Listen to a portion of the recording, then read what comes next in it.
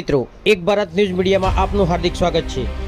લોકસભાની ચૂંટણી પ્રચારનો માહોલ બરાબર જામ્યો છે ત્યારે ભાજપ અને કોંગ્રેસના દિગ્ગજ નેતાઓ ગુજરાતનો પ્રવાસ ખેડી રહ્યા છે। ત્યારે ગુજરાતમાં ભાજપના પ્રચાર અર્થે વડાપ્રધાન નરેન્દ્ર મોદી 2 દિવસ ગુજરાતના પ્રવાસે છે। સાબરકાંઠામાં બુધવારે હિંમતનગર આમોદરા પાસે સભાને સંબોધવાના હોવાથી સાબરકાંઠા અરવલ્લી જિલ્લો અવૈધ સુરક્ષા વ્યવસ્થા ગોઠવી દીધી છે। રૂપાલાના વિવાદના પગલે ક્ષત્રિયોનો વિરોધ પ્રદર્શન કરે એ ભયથી અરવલ્લી જિલ્લાના રાજપૂત સમાજના અને ક્ષત્રિય આગેવાનોની અટકાયત કરાઈ હતી। રૂપાલાએ કરેલી અભદ્ર ટિપ્પણીને લઈ સમગ્ર ગુજરાતનો ક્ષત્રિય સમાજ રોષે ભરાઈ ગયો હતો। ઉગ્ર વિરોધ બાદ પણ રૂપાલા લોકસભાની ટિકિટ રદ ન કરાતા ક્ષત્રિય સમાજનો હજુ જારી છે। ત્યાં આજ રોજ દેશના વડાપ્રધાન નરેન્દ્ર મોદી સાબરકાંઠા હિંમતનગરમાં સભાનું આયોજન છે। ત્યારે વિરોધ સૂર ઉઠે તે પહેલાં અરવલ્લી જિલ્લાના જયદત્તસિંહ પુવાણ, બાબુસિંહ ચૌહાણને સવારે પોતપોતાના નિવાસસ્થાનેથી અરવલ્લી એસઓજી તેમજ મોડાસા પોલીસે અટકાયત કરી લીધી હતી। પત્રકાર વિશાલ ચૌહાણ, સાબરકાંઠા।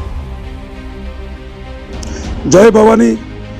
આજે આદરણીય પ્રધાનમંત્રી શ્રી જ્યારે ચૂંટણી પ્રચાર અર્થે સાબરકાંઠામાં આવી રહ્યા છે, ક્ષત્રિય સમાજનો જે વિરોધ હતો એ વિરોધને તો સાંભળ્યો નહીં, પરંતુ જ્યારે પ્રધાનમંત્રી શ્રી અહીંયા ગુજરાતમાં છે અને એમાં પણ સાબરકાંઠામાં પ્રચાર અર્થે આવ્યા છે, ક્ષત્રિય સમાજ વિવિધ જગ્યાએ જ્યારે રૂપાલા સાહેબની ટિકિટ જે રદ ન કરી એના માટે ખૂબ જ વિરોધ કર્યો છે।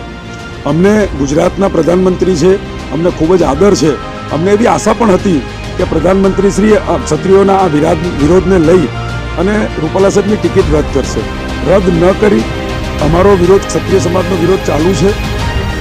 ચોક્કસથી ક્ષત્રિય સમાજની જે સંકલન સમિતિ છે એ સમિતિએ પણ નક્કી કર્યું છે કે પ્રધાનમંત્રી શ્રી ગુજરાતમાં પધાર્યા છે એટલે એમનો વિરોધ નહીં કરીએ, પરંતુ અમારો ભારતીય જનતા પાર્ટીનો વિરોધ ચાલુ છે। જ્યારે ચાલુ રાખો હા, જ્યારે ક્ષત્રિય સમાજ બોલીને થાક્યો કે એક રૂપાલા સાહેબની ટિકિટ માંગી હતી, રજવાડા આપ્યા છે, એની સામે એક રૂપાલા સાહેબની ટિકિટ માંગી, એમની રદ કરવાનું કીધું, એ પણ ન કર્યો। વિરોધ કરવાનો અમે પ્રયત્ન કરીએ છીએ, વિરોધ કરવા દેતા નથી, કશો વાંધો નહીં। પ્રધાનમંત્રી શ્રી ગુજરાતમાં આવે છે, પ્રચાર કરો, વાંધો નહીં, પણ ક્ષત્રિય સમાજ એની બેન બેટીઓની અસ્મિતાની વિરુદ્ધ આ લડત ચાલુ રાખશે। અમને આજે મારા વતન સરડોઈથી મને પોલીસે ડિટેન કર્યો છે અને અહીંયા આપ જોઈ રહ્યા છો તેમ સબલપુર પોલીસ સ્ટેશન લાવ્યા છે।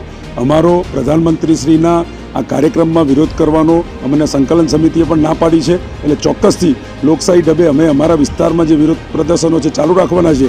પોલીસ ડિપાર્ટમેન્ટે અમને ડિટેન કર્યા છે, અમે પોલીસ ડિપાર્ટમેન્ટને પણ સહકાર આપીએ છીએ અને આજના આ ડિટેન્શનના માધ્યમથી જ્યારે અમને અહીંયા લાયા જ છે તો મીડિયાના માધ્યમથી હું સમગ્ર ગુજરાતની અને ભારત વર્ષની તમામ જનતાને પણ અપીલ કરવા માગું છું કે ક્ષત્રિય સમાજ નારાજ છે। આ નારાજગી દૂર કરવા માટે આપની જોડે સમય હતો, આપે એ નારાજગી દૂર કરી નથી, પરંતુ અમને આપના પ્રત્યે માન છે સાહેબ। ક્ષત્રિય સમાજને ભૂલીને આપ આ જે રણનીતિ બનાવી રહ્યા છો, રાજનીતિ કરી રહ્યા છો, એ રાજનીતિમાં આપને સફળતા નહીં મળે। અમારા અવાજને દબાવી દેવાનો પ્રયત્ન ન થવો જોઈએ। અમને આપના પ્રત્યે માન છે, ક્ષત્રિયનું પણ માન જળવાય એવી પણ આપને વિનંતી કરું છું। અરવલ્લી જિલ્લાની અંદર કેટલા ક્ષત્રિય સમાજના આગેવાનોએ આજે અટકાયત કરી મારી સાથે બીજા એક આગેવાન છે, એમને પણ પોલીસે ડિટેન કર્યા છે। બીજા કોને ડિટેન કર્યા છે મને માહિતી નથી, પરંતુ હમણાં જ લાયા છે એટલે એ પણ જાણવા મળશે।